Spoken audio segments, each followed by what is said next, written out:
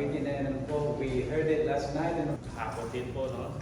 Naging matagumpay po, no? Masaya po gawain po, no? Salamat po sa bawat isa, mga young people, na magirit po sa bawat isa sa atin na nakipag-participate po sa ating pong program kahapon po. No? Puri ng Panginoon ng kanyang biyaya, no? Na naging possible po na maging matagumpay po yung gawain po. So, ngayon po umaga, nagpapasalamat din po tayo ulit dahil sa pagkakataon, pribilehiyo na may bahagi po natin Amen. ang mga salita ng Diyos, mga natutunan po natin, na-experience po natin. No? At kaya po ngayon, samahan niyo po ako na tayo po ay mag-aral. Buksan po natin yung ating mga Biblia. At dito po tayo sa Mateo 21, Matthew chapter 21. Dito natin po kukunin po yung ating pag-aaral po ngayon. So in verse 28, buksan lang po natin ating Biblia dito po sa Matthew chapter 21, verse 28. So basahin lang po natin ito, sabay-sabay itong talatang ito. Nandiyan na po ba tayo lahat? Amen po. Amen. Okay, so let's read Matthew 21, verse 28. Begin. But what think ye? A certain man had 2 sons, and he came to the first and said, Son, go work today in my vineyard. So let's pray. Heavenly Father, we thank you again for this morning, Panginoon, na binigay niyo pong privilege po sa amin na kami po ay makapaglingkod. Alam po namin na ito ay kalooban ninyo. Dinanayin po kami mga lingkod ninyo na nandito sama-sama, Panginoon, nagkakaisa sa pananampalataya na huwag kalimutan ng ganitong pagtitipon. Alam po namin, Panginoon, na malapit na po ang iyong pagbabalik, Panginoon. Nais po kami mga lingkod ninyo, mga anak ninyo na nagpapatuloy, nagpupuri, Panginoon, nagpapagamit po, at nandiyan nananatili sa pag-ibig po ninyo sa mga salita po ninyo. At sa oras na ito, Panginoon, kami po ay nakikiusap, buksan niyo po ang aming mga mata na makita namin ang mga spiritual, wondrous things, Panginoon, mula sa mga salita ninyo na makakatulong, Panginoon, sa aming paglago upang lalo pa po kami ma-equip sa iyong gawain, Panginoon. Bless niyo, Panginoon, ang bawat buhay, bawat lingkod po ninyo. Patuloy ka po magbigay ng increase sa aming pag-ibig sa inyo, sa knowledge po namin tungkol po sa inyo, Panginoon. Dahil napakahalaga nito para kami po ay lalo mapalapit po sa inyo, lalo po namin kayo makilala sa buhay po namin. I pray, Panginoon, na i-bless niyo po ang mensahe ngayon. Patuloy kayong mangusap sa mga anak po ninyo, mga lingkod po ninyo, na makita ang panawagan po ninyo at pangangailangan po ng iyong gawain, Panginoon. Minamahal po namin kayo, pinupuri. Lahat ng ito ay binabalik po namin sa ngalan po ni Jesus. Amen. Tayo na po ay makaupo, mga kapatid. At dito po natin kukunin po yung ating pag-aaral po ngayon sa ating teksto na binasa. Nabanggit po dito, Son, go work today in my vineyard. So, ang title po ng pag-aaral po natin, Go Work Today in the Vineyard.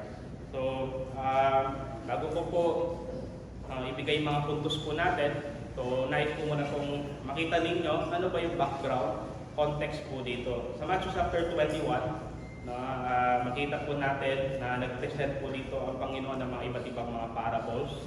So pagka sinabi natin parables, ito po yung mga earthly story, no? Na totoong story with heavenly meaning po. No, yun po ang ibig sabihin po ng parable. At ang Panginoon po natin, ginagamit niya po yung parable, no, para po ay mai-reveal yung katotohanan, ma-illustrate po, no, at mai-reveal ang katotohanan sa mga naghahanap po, mga genuine seekers po. And then sa mga nagre-reject naman po, ito naman po, no, alam natin, patulad po dito sa parable na ito, kausap niya ng Panginoon yung mga Pariseo na kung saan sila po yung unang tumatanggi. No? At dahil po sa kanilang pagre-reject, lalo tumitigas yung kanilang puso. So yun po. At yun po alam natin ang mensahe ng Diyos. No? Tulad ito ng isang araw na kung saan pwedeng mag-melt ng yelo o pwedeng magpatigas ng clay. No? Sa mga tatanggap, ito ay magpapalambot. Pero sa mga tatanggi, magre-reject, no, sa salita ng Diyos, lalo po silang titigas yung puso po nila. No, yun po yung katotohanan na same message na naririnig po nila. Narinig mula sa Panginoon, sa pangaral po nating pastor, na pwedeng mag-awake o or pwede pong magbigay ng liwanag sa iba, at sa iba naman po, maaaring magpatigas ng kanilang puso kung nandiyan po yung kanilang resist and rejection sa mensahe po ng Diyos. No, at ito po actually ay propesya, no, sa unang tipan, ay lumang tipan po sa Isaiah chapter 6 verse 9 and 10. No, nabanggit po yan. At dito sa Matthew chapter 21 din po mga kapatid, makikita natin dyan yung triumphal entry ng ating po Panginoon Jesus sa Jerusalem. Makita natin na sinalubong siya at tinuri siya, no? At ito po yung pinaka-tema po dito na pinapakita ang Panginoon Jesus. Ito po yung hinihintay, long-awaited Messiah. Alam naman natin, no, sa Old Testament nababanggit na po. Ito ay propesya na may darating na tagapagligtas. Sa unang aklat pa lang ng Biblia, binanggit na po yan na meron pong ipapadala ang Diyos na manunubos, no, upang tubusin po ang kasalanan po ng tao. At ito nga po, natupad po ang propesya, no, at nandito po, no, ang Panginoon, no, ang kanyang buhay, no, isinacrifice niya para tayo po ay maligtas.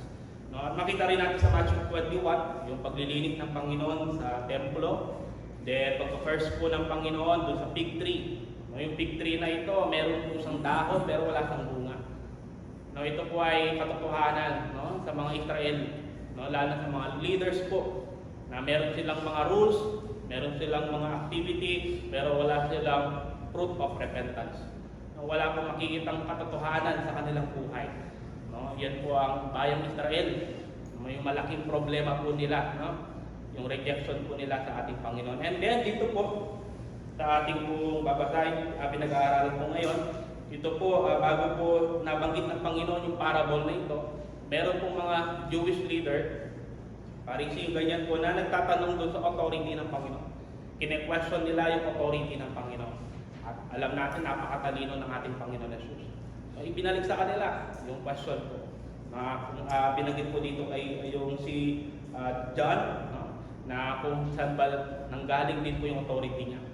Kung ito ba ay sa heaven at kung ito ba ay sa mga tao. At yan po hindi sila makasagot. Kasi alam nila, no, na kung sasabihin nila na sa langit kailangan sumusunod sila. Kung sasabihin naman sa tao, ay magagalit yung mga tao sa kanila kasi kinikilala po si John bilang propeta. So yun po, ang galing ng Panginoon, no? Sa pagsagot po dito sa kanila question, ibinalik po din. At dito po, sumagot din ng Panginoon sa pamamagitan po ng parable po. So ito po yung pag-aaralan po natin this morning, na kung saan sa parable na ito, meron dalawang anak. Okay, unang anak, siya po ay nag-refuse, but later, nag-obey at nagtrabaho. And the other son, no, siya naman po ay nagsabi ng right word na sige, pupunta ako, but did not obey. No, ito po yung dalawang klaseng anak na titingnan po natin. And the question is, which group, which son are you in today? Sino ka sa dalawang anak na ito, no, na binanggit po ng Panginoon? No, yun po ang tatalakayin po natin. So, alam natin mga kapatid, itong pong parable na ito, pinipicture po niya, no? Walang iba kundi po yung mga Jewish leaders, no, religious leaders po, no? Ito yung anak na nagsabi na oo, pero hindi naman pumunta. And the other one, pinipicture po niya yung mga publikano, yung mga harlots, no, na sa una, nandiyan yung po nila, hindi pa niniwala, pero later on, sila yung nag-repent at naniwala sa Panginoon. So yun po yung pinipicture po ng parable na two sons po. And then alam po natin na itong mga publikano, yung mga harlots po, no, na outcast, hindi po sila kinikilala, no, hindi sila tinatanggap, na mababa ang tingin ng mga tao sa mga ito, pero sila po yung unang makakapasok, sabi ng Panginoon, sa kaharian ng Diyos. Why?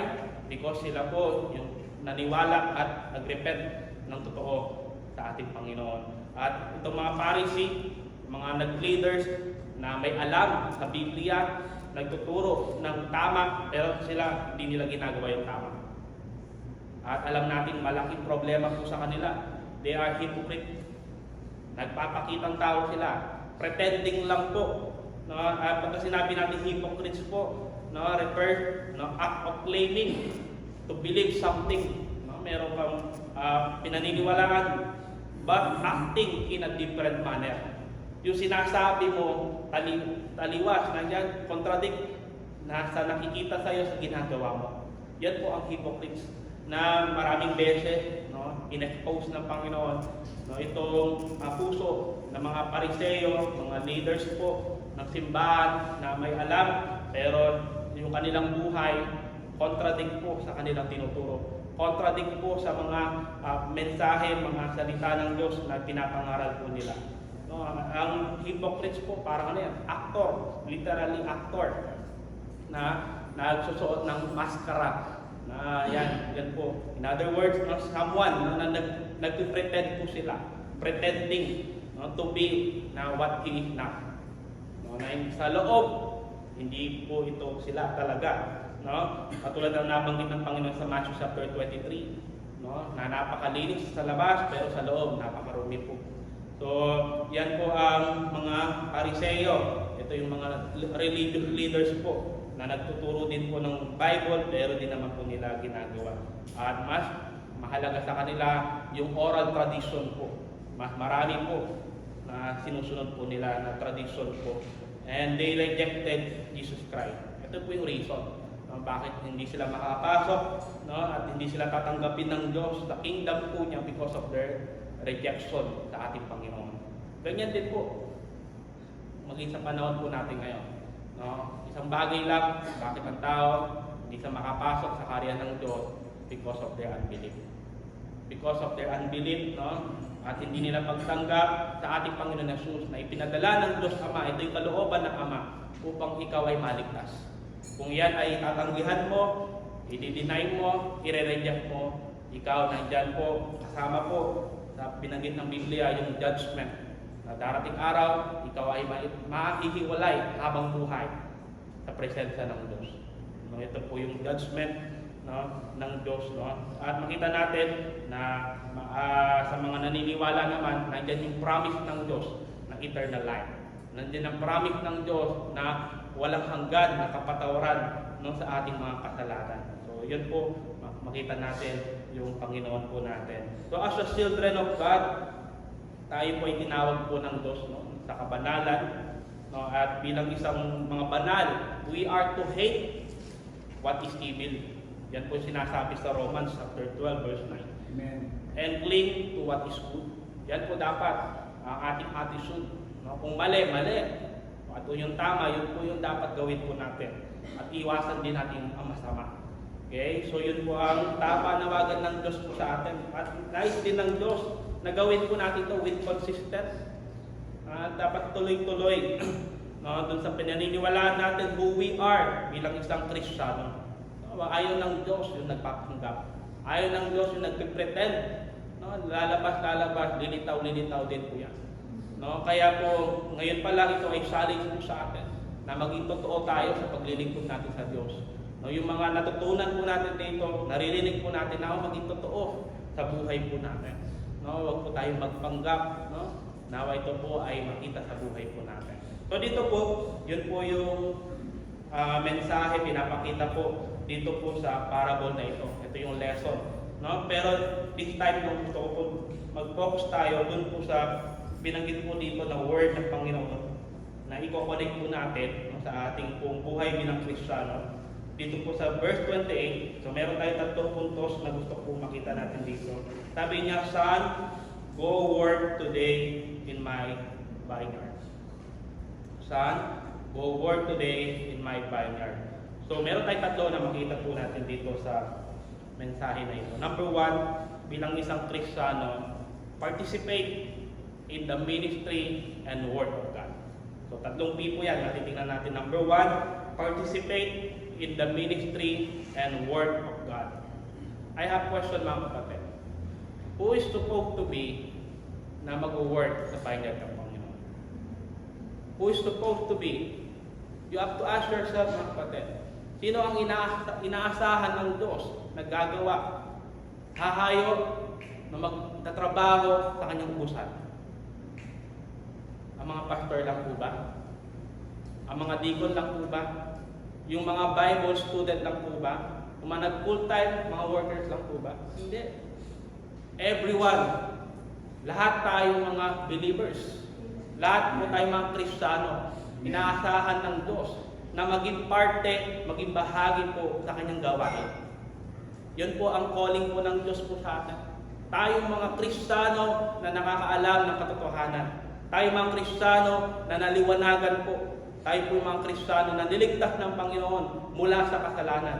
Tayo po ang inaasahan ng Diyos na magtrabaho sa kanyang puso. Amen. Hindi po yung mga bulag, hindi po yung mga unbeliever, kundi tayo po. Ito yung calling ng Panginoon. Everyone, lahat tayo mga tunay na anak ng Diyos.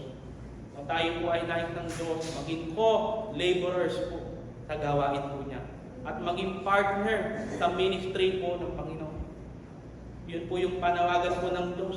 Alam niyo mga kapatid, no, tayo po ay niligtas ng Panginoon na meron pong layunin. No, yung creation natin, yung pagkakadesign ng Diyos, meron pong layunin. Tingnan po natin ito sa Genesis chapter 2, verse 15. No, ito ay isang halimbawa na nais po ng Diyos na makita po natin yung kanyang disenyo, yung kanyang purpose. Genesis chapter 2, verse 15.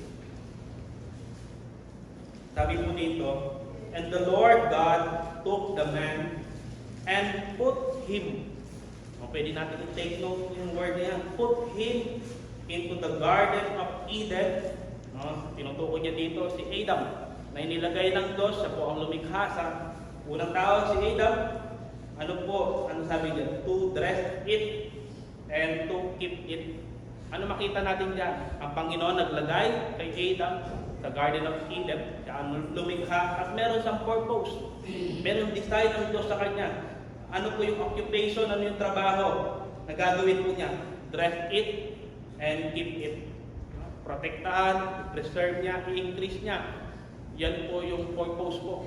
At yan din po ang disenyo ng Diyos sa bawat isa sa atin. Tayo mga Kristiyano na tinawag ng Diyos, inilagay ng Diyos dito sa iglesia ito. No, tayo po na inilagay ng Diyos dito sa ministry, nais ng Diyos na tayo po yung magtrabaho. We are the workers of God. Yan po ang tawag po ng Diyos sa atin. Nilagay tayo bilang co-laborers. At yan po yung inaasahan ng Diyos.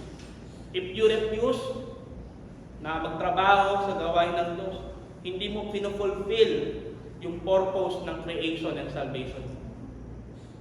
No, pagka tinatanggihan mo, ayaw mo magtrabaho, ayaw mo magbahagi sa makibahagi sa ministry, tinatanggihan mo yung purpose, yung disenyo ng Diyos. No, bilang ikaw nilikha at bilang ikaw niligtas ng Diyos. No, para kang isda na ayaw lumangoy. Para kang ibon na ayaw lumipad. Nakukuha niyo po yung idea mga kapatid.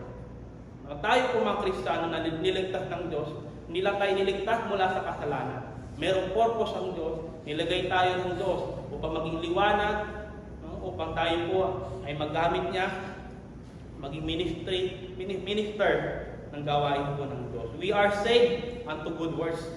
Ephesians chapter 2 verse 10. Ginagamit po natin yan. No? Bilang katuglong na after natin naligtas sa pamamagitan ng pananampalataya by the grace of God, nandiyan po tayo po ay tinawag ng Diyos na gumawa ng kabutihan po. Gumawa sa gawain ng Diyos. We are not working to earn salvation. Di tayo gumagawa para maligtas, para makatanggap ng salvation. Ang salvation, marireceive natin yan by faith, by the grace of God. Yan po yung salvation natin. At ang paggawa, ito ay isang evidence na ikaw ay mayroong pananampalataya sa Diyos. No? Yan po ay magkasama po, no, na sa usaping pong buhay Kristiyano, ang totoong nagpahayag ng pananampalataya kay Jesus, meron pong mabuting gawa, merong ebidensya ng pagbabago. Amen? No? So yun po makita po natin. No? At tayo mga Kristiyano pa yung trabaho na iniwan ng Diyos sa atin. At makita natin dyan, balikan natin Matthew 21. Anong sabi dyan? Anak, anong sabi dyan? Go, work. Go, work. Yan po ang trabaho ng Diyos na pinagkatiwala, in-entrust po ng Diyos sa atin Ano po? Go. Humayo, at yan po, binanggit din sa Matthew 28, go. No? Tayo po ay humayo, anong gagawin natin? Ipapangaral ang salita ng Diyos. Yan po ang main business ng Diyos. Yan po ang pinaka-trabaho po ng lingkod po ng Diyos. No? Tayo tinawag upang ibahagi natin ang mabuting balita.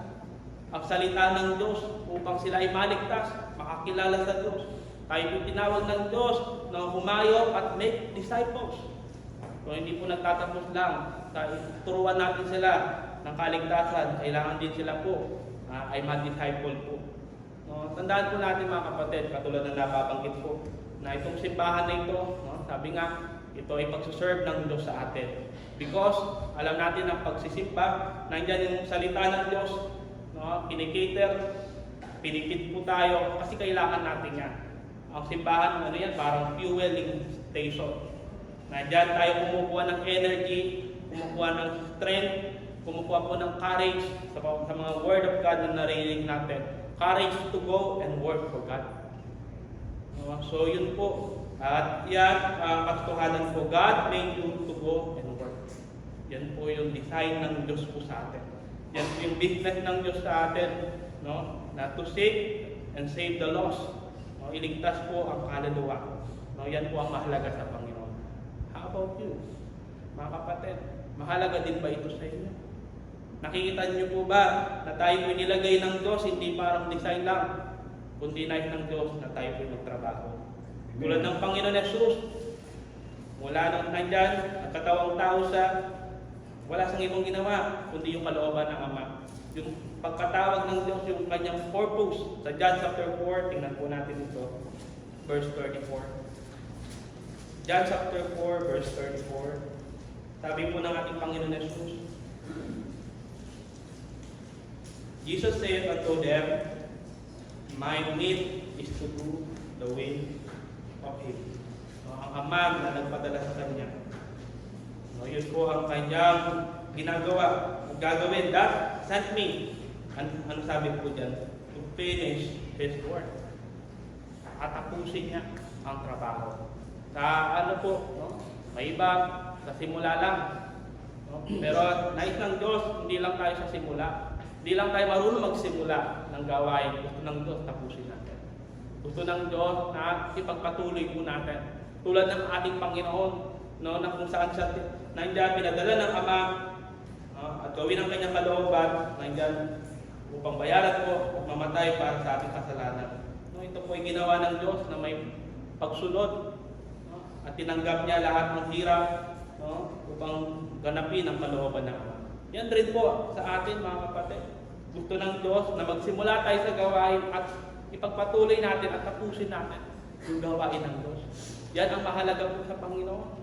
No, yung matapos po natin, katulad po ni Apostol Pablo, na nandiyan yung confident niya na sabihin na tinapos niya yung race ng Panginoon.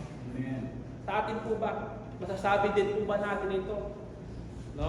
Sa harap ng Panginoon, nandiyan na ginanap mo, ginawa mo yung purpose ng panawagan ng Panginoon sa atin. Sana po, maging katulad tayo ng ating Panginoon Jesus. Nandiyan yung kanyang pagganap sa kalooban ng Ama at nandiyan yung pagko-complete or tinatapos niya yung kanyang trabaho po. No, alam niyo po mga kapatid, in-entrust po tayo ng Diyos. Pinagkatiwala po sa atin. Ano yung gospel? No, yung good news po na ipangaral po natin. No, at ang Diyos hindi siya nagbibigay ng mga written excuse po na hindi tayo magtrabaho. No, so, you are supposed to work, mga kapatid. You are supposed to work. No, gusto ng Diyos na bilang isang Kristiyano, membro, bahagi, no, gusto ng Diyos magtrabaho ka. God saved you, no, niligtas ka ng Diyos to become what? His servant. Bilang isang alipin, bilang isang alagad, na ito po, laging po binabanggit na nakakalimutan na marami sa atin. Lagi natin nababanggit yung, anak ako ng Diyos. Pero minsan, itong title na ito, hindi po natin nabibigyan pansin. Nakakalimutan natin, we are the servant of God. Ano ba ang servant? Diba? Nagpapasakop sa will ng Master. Right. Yan po ang servant po. Tayo po ba ay nagiging servant po ng Panginoon na ginagawa po natin, sinusunod natin po yung ating commander, yung ating master. No, ito po yung nais ng Diyos. No? Nakakalungkot po. No? Na parami iba sa atin ang taas ng expectation nila dito sa simbahan, pero wala namang effort na ginagawa. Napakababa ng effort na ginagawa sa Panginoon. No? Sa atin bilang isang Kristiyano, huwag sana mangyari na sino na lang yung leader, sino na lang po yung mga workers, pinapabayan na lang natin sa kanila.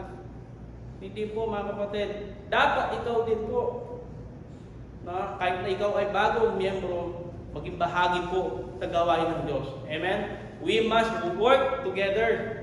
Lahat po tayo bilang isang bahagi sa katawan ng Panginoon. Nais ng Diyos na tayo po ay mag-work together. Amen. No? Na ikaw bilang isang Kristiyano, nais ng Diyos na maging bahagi ka sa gawain. At yan po ay kailangan mga kapatid.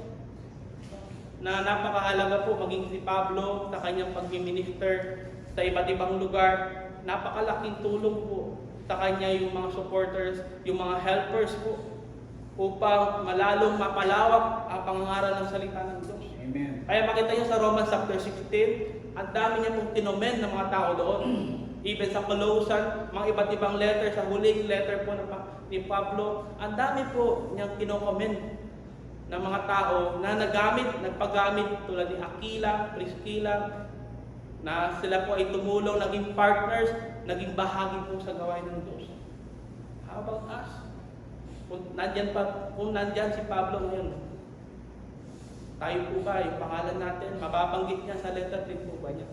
Mako-comment din po ba tayo na nandyan, handa tayong tumulong, handa tayong mag-sacrifice, handa po tayo nandyan harapin yung threat na alam natin gaano kahirap yung sitwasyon nila before. Gaano kahigpit. No? Pero nandyan po sila, handa silang mamatay. Yan ang pag-ibig natin sa Diyos. No? Tulad ni Aquila at Priscilla. No? Yan po ang isang halimbawa na sila po ay nagsusuporta, no? Para po sa gawain ng Diyos. No? Nawa mga kapatid, magkaroon tayo ng initiative. Huwag nating na maghihintay tayo, ganyan. Kung may nakikita tayong pangangailangan dito sa iglesyang ito, mag-initiate po tayo, tumulong tayo kapatid. No, hindi po lahat kakayanin po ng pastor natin, ng mga leaders po natin. We need everyone helps, ayaw po support mga kapatid. Kaya nilagay ka ng Diyos dito. Merong dahilan ng Diyos at gusto ka ng Diyos na magamit. Gusto ka ng Diyos na maging part sa kanyang ministry para i-bless ka niya. Para maging blessing ka din sa iba. Napakaganda na tayo po ay nakikita na nagtutulungan, nagkakaisa. Marami tayong magagawa pagka tayo po ay nandiyan nagbubuklod mga kapatid. Tulad ng walis tingting, pagkaisa lang yan. Di ba ang hirap? Ang tagal. Pero kung sama-sama ang tingting, sabay-sabay, marami pong magagawa. Ang Panginoon nalulugod po sa isang iglesia na nagtutulungan. Sa isang iglesia na nagkakaisa sa layunin. Yan po nagbubuklod sa ating mga kapatid. Na yung meron tayong isang pag-iisip, isang layunin, yan po ang nag-unite sa atin. Kahit na tayo magkakaiba din ng personality, attitude, pero dahil po sa layunin na yun, na tayo po ay nagkakaisa. Sana magkaroon tayo ng same mind, same purpose, na nandito tayo sa iglesyang ito to glorify yung Diyos na nagligtas sa atin. Yung Diyos na napakabuti sa buhay natin. Nawa yun po ang maging motibo, yun po ang maging puso po ng bawat isa sa atin. Amen. Doon po tayo magkaisa. Makita natin yung pangangailangan po ng gawain po ng Diyos. Tumulong po tayo mga kapatid. Huwag tayo maging tamad. Huwag tayo laging nagtuturo ng iba, nagpo-point ng iba. Sana sa atin, once na nakita natin may pangangailangan, Lord, here am I, use me. Gamitin mo ako, Panginoon. Ang Diyos naman po mag-enable po sa atin. Ako nagsimula din po sa ganyan. Mahihayin po akong tao. Nakaranas po ako ng bully ng bata po.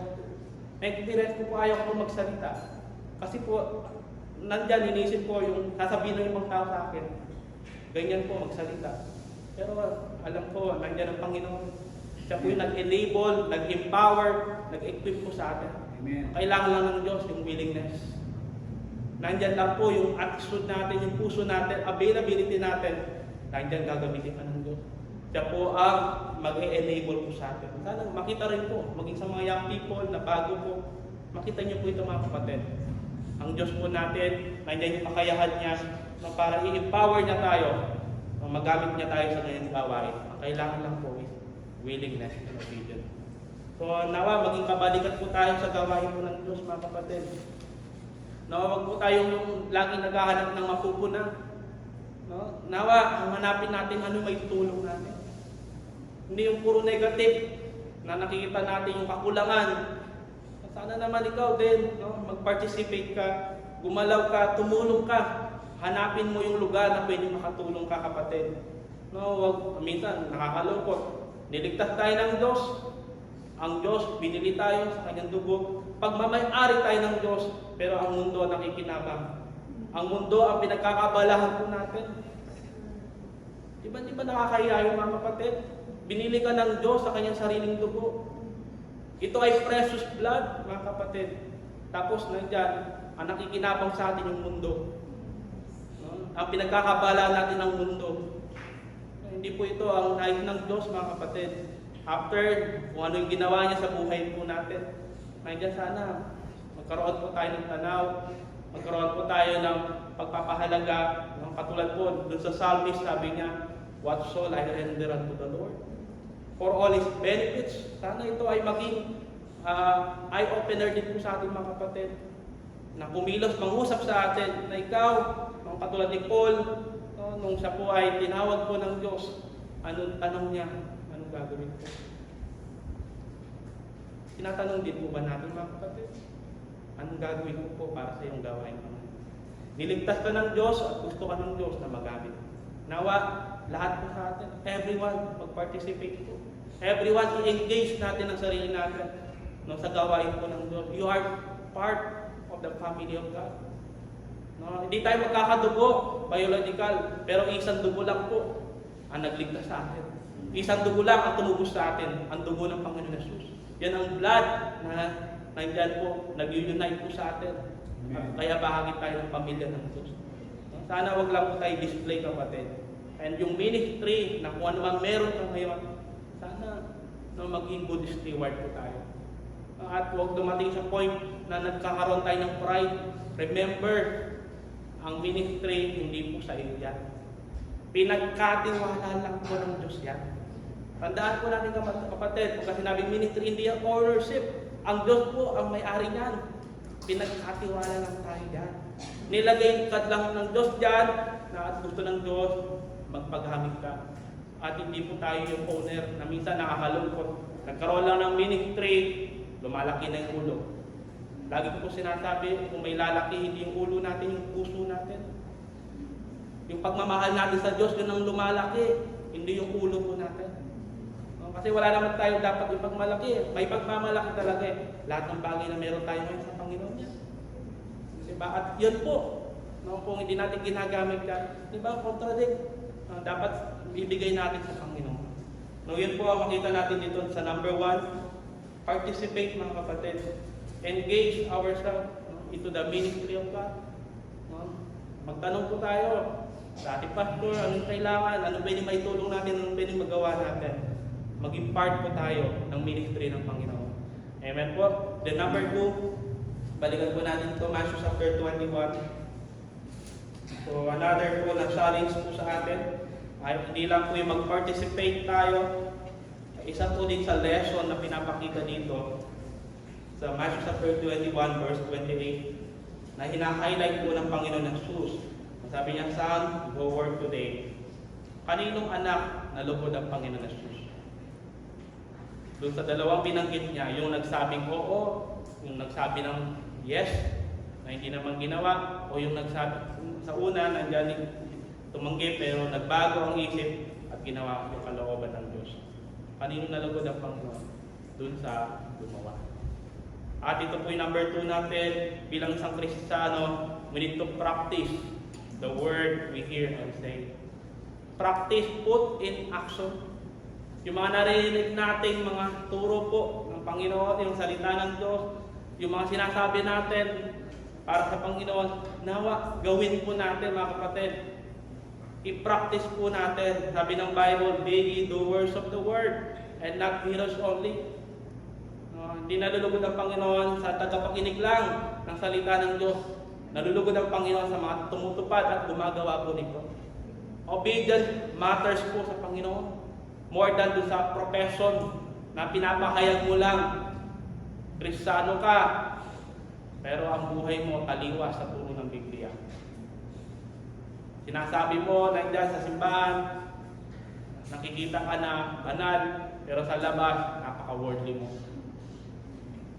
Hindi natutuwa ang Diyos, mga ganito, na nagpapanggap. No? Ang obedience po ang mahalaga sa Panginoon. No? At ang obedience din po, isa itong testing din ng Panginoon. Na makita kung ikaw ba talaga ay anak niya o hindi. Kasi ang tanging mga Kristiyano, ang mga anak ng Diyos, yung mga sumusunod. Yung mga sumusunod, sabi ng Bible, my sheep hear my voice, and I know them, and they follow me. Sino yung mga tunay na tupa ng Diyos? Yung mga sumusunod. Nakikinig at sumusunod sa Panginoon. Tanungin natin yung sarili natin mga kapatid. Examine natin yung sarili natin. Ako ba talaga ay tunay na anak ng Diyos? Meron ba akong puso? Meron ba akong desire na kilalanin siya? Sundin po siya. Examine ourselves mga kapatid. Ang pananampalataya is seen in actions, not words. Hindi lang yung sinasabi, ay Kristiyano ako. No? Ito ay makikita sa ating ginagawa, sa ating bunga, no? Yung pananampalataya po natin.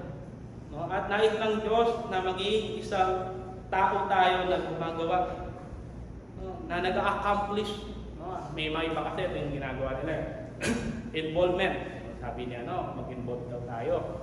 Sige, punta ako ng soul winning. Di ba? Meron tayong program. Sige, basta magpakita lang ako doon. Sama-sama lang ako. Nag-involve na ako. Sige, punta ako ng simbahan. Mag-attend ako ng umaga. Nag-involve na ako. Okay? Just show up. No? For soul winning, sa simbahan. Yan ang nasa isip nila. Na nagbibigay lang ng konting oras. At sasabihin nila, nag-involve na ako sa gawain ng Diyos. Okay na yun. No? Pero hindi po yun ang involvement, mga kapatid. Ang totoong involvement, merong nagagawa. Meron ka na-accomplish. You get something done. Yan po ang involvement. Hindi lang yun, nandito ka lang. Meron ka nagagawa para sa Diyos. No, halimbawa sa soul winning natin. No, hindi lang yung nadyan, kasama ka lang. Blessing yun, malaking bagay yun. Pero mas lalong matutuwa ang Panginoon kung meron kong madadala para sa kanyang kaluluwa. Amen? Yan na maging goal natin. Huwag lang yung program lang tayo. Tumasama tayo, program. Schedule lang. Hindi po. Sana magkaroon tayong involvement, meron tayong magawa. Get something done, mga kapatid. Hindi lang showing up. Basta lang makapag-attend ka. Sana meron tayong magawa. Meron tayong na magpag-iisip, mind to work. Yan ang gusto ng Diyos. Na meron tayong pag-iisip na magtrabaho. No? Hindi lang yung nagsasalita. No? Nagsasabi. Gusto ng Diyos na maging instrument tayo. Tingnan po natin si Joseph dito. Na isang halimbawa. Na alam natin si Joseph, pinatawag sa dreamer. Diba? Maraming pinakita ang Diyos sa kanya. At nag-interpret din po siya ng dream, si Joseph. Pero tinan niyo po yung buhay po ni Joseph. Hindi lang sa dreamer. No? Tinan niyo po. Genesis chapter 39. At napakaganda po ng pag-aaral po dito mga kapatid. Tinan niyo po. Sa verse 4. Verse 3 po. Take note po natin, no, merong mga pwedeng i-underline natin na napakaganda po ng mensahe dito. And his master saw that the Lord was with him. How about you? Kung ikaw ba ay nasa trabaho, nakikita ba ang Panginoon sa buhay mo? Ito si Joseph, na naniniwala sa Diyos, yung kanyang master, nakita sa kanya na nandiyan ang Panginoon. Hindi mo naman kailangan sabihin, Kristiyano ako. Sila mismo, na-observe nila yan. Makikita nila yan. Paano ka kumilos, paano ka magsalita, paano ka po. Si Jam, nag-OJT po yan sa school po namin. At yun nga po nabanggit niya nung isang araw, bakit yung ano niya, si Sir Raymond po ba yun, no? tinatanong niya, ba't di ako sumasayaw? Na-observe niya yun. No? Ako po sa school namin, no? Ako lang po nag-iisa doon, nag-isasayaw sa school. Meron akong conviction. No? Alam ko sa sarili ko, hindi maganda po yun na gagalaw ka. For what reason? Anong motive mo? Kasi mo consensual po yan. Right. Nagpapakita ka ng galaw-galaw sa katawan. Palagay mo manulugod ang Diyos niya. Yun yung conviction ko po. Na mula nung ako ay naligtas, nakita ko no, na i-preserve mo yung pure and holiness. Amen. Na iwasan yung mga bagay na magiging daan para i-open ng iba at ikakasira ng testimony mo. Right. Yan po yung pinakawakan ko po. Mula nung po ako ay naligtas. Kahit sabihin ko ng teacher ko na ibabagsak kita, okay lang. Pero di naman nila nagagawa kasi magko-comply naman ako sa ibang mga activity. Nakapasa naman po ako. Na nakakalungkot sa ibang young people, napakompromise sila. Sabihin lang nila, ay, pagka di ka sumayaw, babagsak ka. Tinatakot kayo. Sana sabi ko, maging katulad ko kayo ni Shadrach, Meshach, Abednego. Na sila man sabi, papatayin sila kung hindi sila luluhod. Pero nung sabi nila, hindi sila maglilingkod. Magiging tapat sila sa Diyos. Sana ganun din po tayo. Amen. Tayo mag-compromise. No? Minsan sa maliit na bagay, natatakot tayo. Pakita natin at yung magiging ilaw ka. Magiging different ka at maakay mo sila. Yan ang nakikita po nila sa akin, mga kapatid. Sa school ko, na tayo iba sa paniniwala. No? At yan po ang naging way din po para makita nila, no? Maging palaisipan sa kanila, anong meron sa kanya? Bakit sa hindi sumasayaw? Isang way, pagkakataon mo na yun, para may pahayag mo yung pananampalataya mo. Diba po? Pero kung hindi yan nakikita sa'yo, pareho ka lang sa ginagawa nila, wala eh. Hindi nila mapapansin eh. Sana sa atin mga kapatid, no? Pagdating po tayo sa trabaho, sa school, sana hindi tayo yung camouflage ba yung tawag doon? Meron ganun na hayop na blend po siya. Kung ano yung kulay, maging ganun din po. Yung ano yung back surrounding environment, maging ganun po yung kulay niya. Sana hindi po tayo ganoon. Naalala ko yung ano ni Brother Justin nun, naituro din po ito sa akin. Sana hindi tayo ganoon. Na kung ano lang, ano yung mundo, takbo ng buhay, ganun din tayo. Kasi sana hindi. Tayo po, tinawag ng Diyos, separate. Mamuhay, no? Na hiwalay sa kasalanan at gawin ang kalooban ng Diyos. Yan ang tawag po ng Diyos po sa atin. Katulad po ni Joseph, sabi po dito, sa Genesis chapter 39, sana makita po sa buhay natin na ang Panginoon ay nasa atin. No? Sabi niya, and the Lord made all that He did to prosper in His hand. May blessing.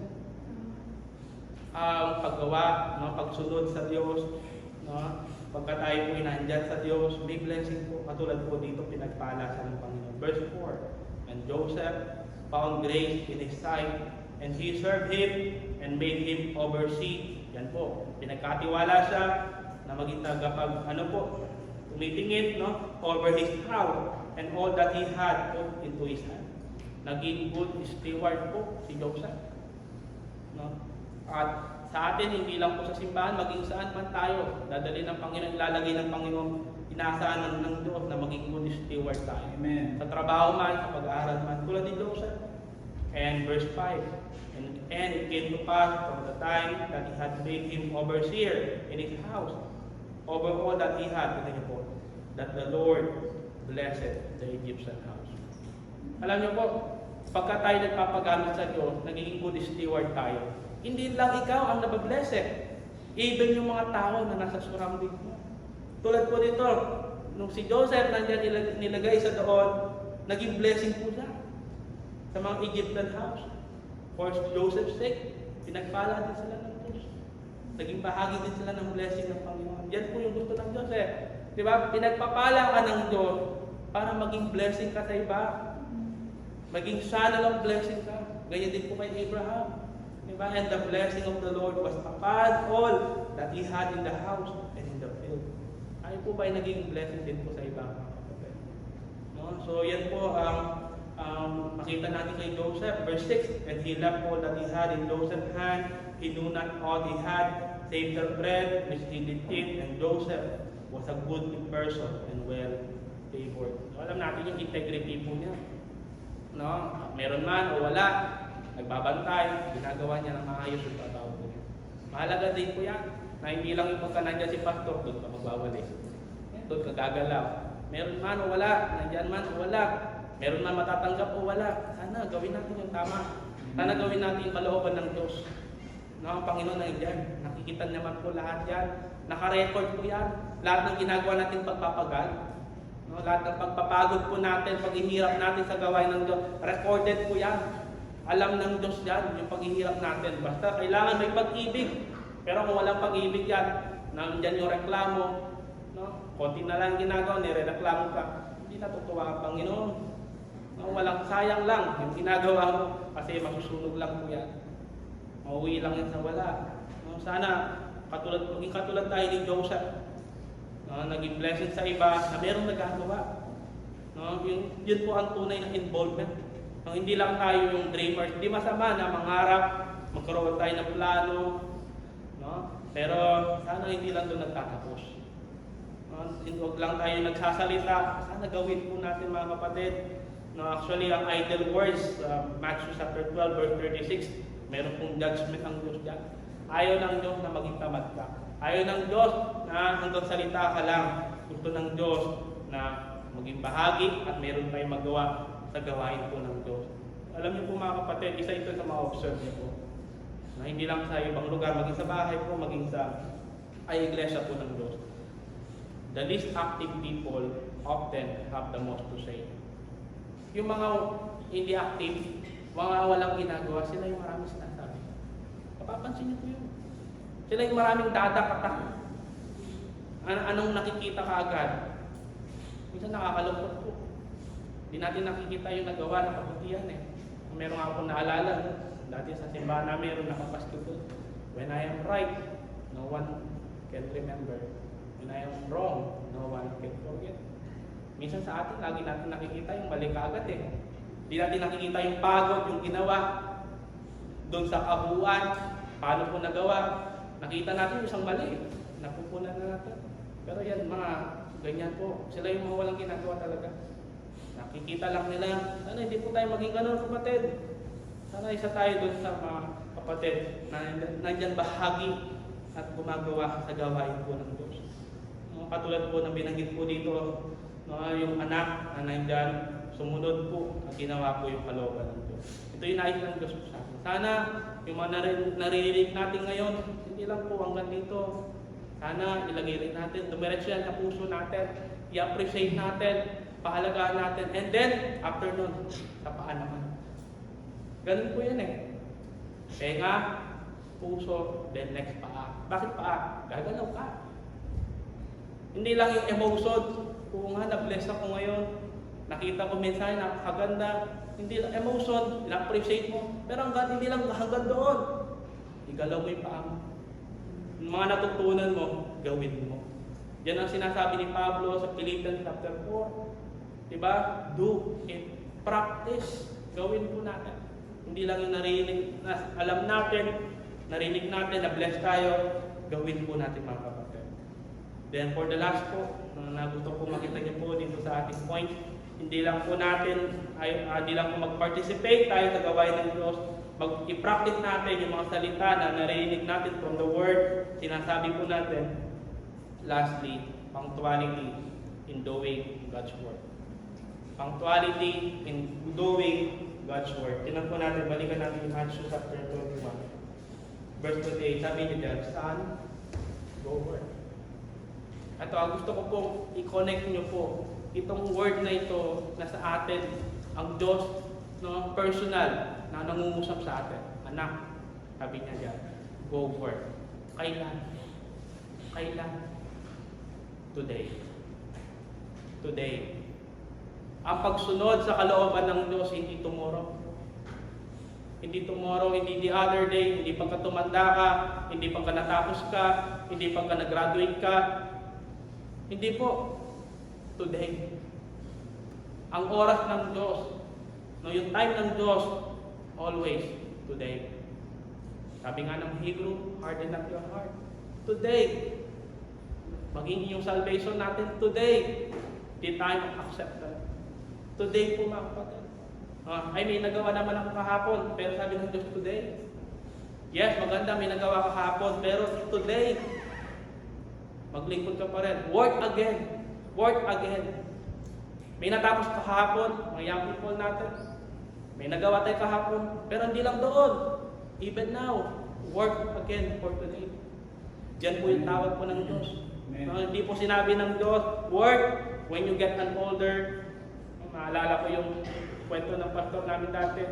Sabi niya, pagka nag-resign ako, Panginoon, nag-resign ako, pastor, magpo-full time na ako. Hindi siya nakapag-resign. Ginawa na sa ng Panginoon. Hindi po natin alam yung oras, kapatid. Hindi mo alam, bukas makalawa ko nandyan ka pa. Hindi mo pwede sabihin na bata ka pa, malakas ka pa. Hindi natin alam. No, mahalaga nandyan. Ngayon pa lang, mamuhay tayo for today and work today. No, hindi po yung pagka nag-graduate ka na o pagka naging magaan na yung buhay. Meron po akong katrabaho. Sabi niya sa akin, magre-resign ka na, sabi niya. Paano na yung pamilya mo? Paano na yung pangangailangan ng mga anak mo? Sabi ko, God will provide. God will provide. Yan din po yung sagot ko kay Mrs. ko.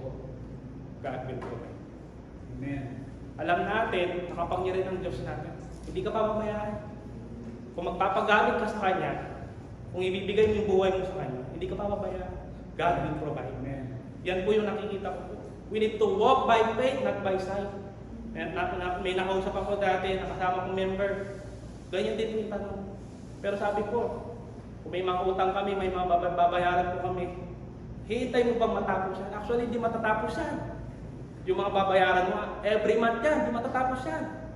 Hindi mo pwedeng hintayin na matapos lahat yan, na maging okay lahat. Maging easy, maging magaan na lahat bago ka magsimula. Ang panawagan ng Diyos today. Nais ng Diyos, gamitin ka ng Diyos. Yes, hindi lahat tayo tinawag na maging missionary.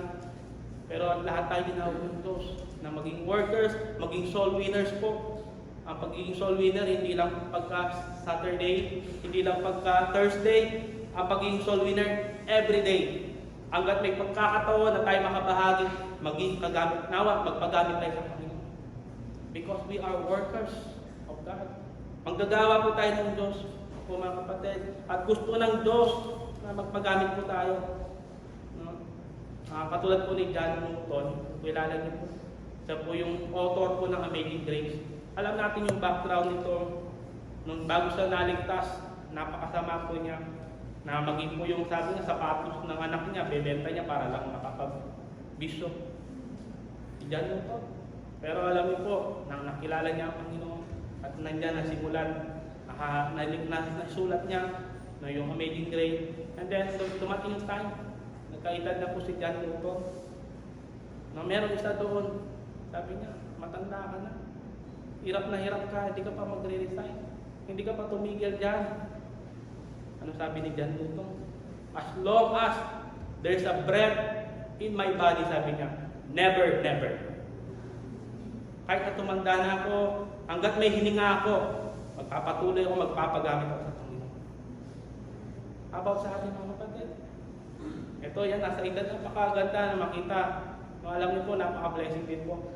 Sa simbahan, napakaraming mga elders. Dahil nandyan, kahit na puti na ang buhok, nandyan pa rin sa gawain ng Diyos. Napakagandang blessing po yan at katuwaan. Sana ganoon din po sa ating mga kapatid. Ang paglilingkod sa Diyos. No? Yan po ay hindi lang sa simula. Gusto ng Diyos na magpatuloy tayo hanggang sa dulo ng buhay po natin. Katulad ng awit na May the Lord find us faithful. Hanggang sa katapusan ng huli ng buhay po natin, sana nagpapatuloy tayo, nagpapagamit tayo sa ating Panginoon. Amen? This is the question, mga kapatid. What are you doing now for God?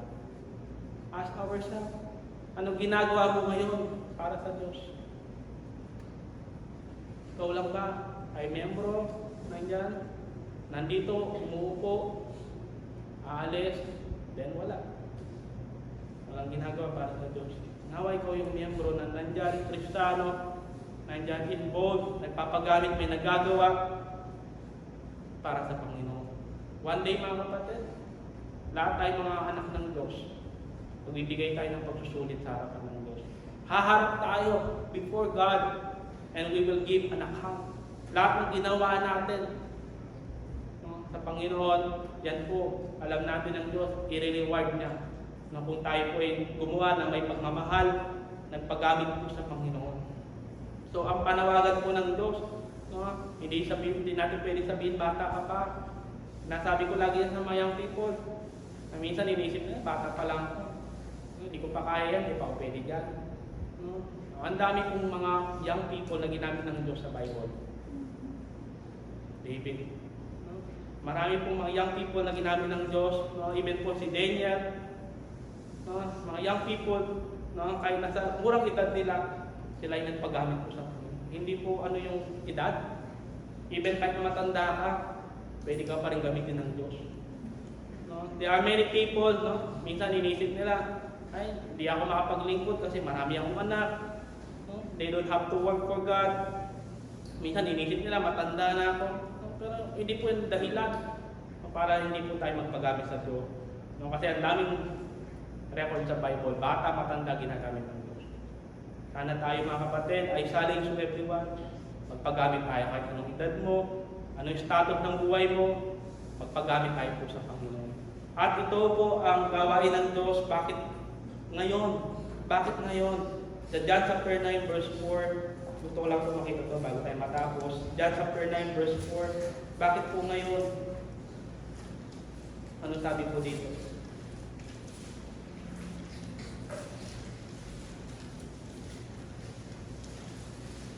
John chapter 9 verse 4. I must work the works of Him that sent me. Ano sabi ng Panginoon? I must. Take the word, must. Urgent. Importante po siya na dapat i-priority niya. At mag-isa din dapat. Sabi niya, while it is day. Kasi darating ang araw, kapatid. Kukunin tayo ng Diyos. Dating ang araw, nandiyan, babalik ang Panginoon. Alam niyo po, yung panahon natin ngayon, hindi po siya nagiging better. Nagiging worse po siya. Kailan lang po, manood po tayo ng balita, ano nangyayari ngayon sa Israel, Iraq. Ang dami pong sunod-sunod na gera. Na propesiya ng Biblia po yan. Ang malapit na dumating ang Panginoon. Amen. Isa yan, sana maging eye-opener sa atin na itong mundong ito pasama ng pasama. Kaya lalo tayo magsumikap, maging masigasig na mangaral ng salita ng Diyos. Kasi ito lang yung pagkakataon natin mga kapatid na makapangaral po. Pagka dumating na ang Panginoon, pagka kinuha na tayo ng Panginoon, wala na. Kaya po mga kapatid, ito po ay challenge po sa atin na huwag natin sayangin yung last day na meron tayo. We are in the last day. Remember mga kapatid, na dapat lalo tayo maging cautious, lalo tayo magpagamit sa Panginoon. Kasi yun na lang, isang araw, ito na lang, yung araw, huling araw, malapit na dumating ang Panginoon. Nawa kung magpagamit tayo. And the other one na gusto kong makita ninyo, maraming kaluluwa ang namamatay. Maraming kaluluwa ang napapahamak. Maraming pong kaluluwa na hindi nakakilala sa Panginoon. Isa po ito, sana makita po ninyo. Nawa, maging instrument tayo ng Diyos na itong mga kaluluwang ito na bulag, na daya ng diablo, ay magamit tayo ng Diyos para mabahaginan sila ng salita ng Diyos, ma-enlighten po sila at makakilala sa Panginoon. Sana maging part po tayo ng gawain ng Diyos sa pangaral. At nais ng Diyos na gawin ito, huwag tayo magkaroon ng procrastination. Ngayon, next time na lang, bukas na lang. Sa ibang araw na lang, lagi naririnig yan. May ibang Kristiyano na nagdatay lang. Para bagang alam niya, mangyayari bukas. Sabi ng Bible, both not thyself of tomorrow, sa Proverbs 27, di mo alam. Kaya po sana ito ay paalala po sa ating mga kapatid, sa pagsunod sa salita ng Diyos, hindi lang natin pinapractice, gawin natin immediately. With urgency, mga kapatid. Sa Psalm 119 verse 16. So ito na siguro yung babasahin natin huli na talata. Nawa, ganito rin yung attitude po natin. Pagka tayo tinawag ng Diyos sa pangangailangan sa gawain, sana ito po, maging tugod po natin ang attitude po natin. Psalm 119 verse 16. Ano sabi dyan? I made haste. Ano po yung other word of haste? Nandyan. Immediate, kaagaran, and delayed not to keep thy what? Commandment. Now go and preach the word of God. Huwag natin i-delay. Lalo na ito dapat maging importante ito sa atin. Na habang may pagkakataon, redeeming the time, paggamit tayo sa Panginoon, gawin natin na may kaagaran. With haste, ang sabi ng Bible. Tandaan po natin, lagi po natin naaalala po ito someday, payday. Lahat ng ginawa mo, kinakay mo na kaluluwa, meron pong gantimpala ang Diyos. Meron pong gantimpala ang Diyos. Merong blessing ang Diyos. At nandyan yung reward. Meron tayong recognition sa langit na gagantimpalaan ng Diyos yung ginawa natin. In my question, may nagawa na ba tayo para sa Diyos? Para sa kanyang gawain. Hindi po ito yung babayaran ka ng Diyos or i-reward ka ng Diyos sa mga sinabi mo o yung intention mo. Hindi. I-reward ka ng Panginoon sa mga ginawa. Today, mga kapatid, which son are you? Sino ka sa mga nabanggit dito na dalawang anak? And you go work today, mga kapatid, in the backyard. So, nandyan, handa ka ba? Nandyan, magtrabaho. Ikaw ba yung anak na nandyan, susunod sa Panginoon? So, tandaan niyo po, mga kapatid, may purpose ang Diyos sa atin. Tinawag tayo ng Diyos. Lahat tayo dito. Meron tayong function. Merong halaga. Sana po sa atin, makita po natin ito, papahalagaan po natin. At huwag natin sayangin. Do not waste our lives. Sa mga bagay dito sa mundong ito, set our affection on things above. Dahil iyan po yung bagay na kailanman hindi masasayang. Yung ginawa mong paglilingkod sa Diyos. Hindi sayang yan. Yung pagpapagod po natin kahapon, mga young people, hindi po sayang. Walang kasayangan sa mga bagay na ginawa natin para sa Diyos. Sana po, huwag natin magreklamo, magpagamit tayo lalo sa Diyos habang may pagkakataon, habang may buhay. Dahil yan po, ang nawa ito po yung mag-strive po natin na pagdating ng araw, masabi ng Diyos sa atin, well done. Thou good and faithful what? Servant. Remember, lahat tayo servant ng Diyos. Even pastor, even deacon, even worker, they are all servant of the Lord.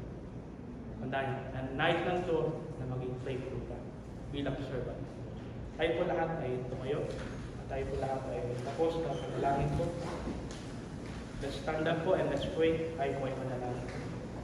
Amang Diyos na makapangyarihan sa lahat, maraming salamat po sa mga salita ninyo na muli nagpaalala po sa amin kung ano po ang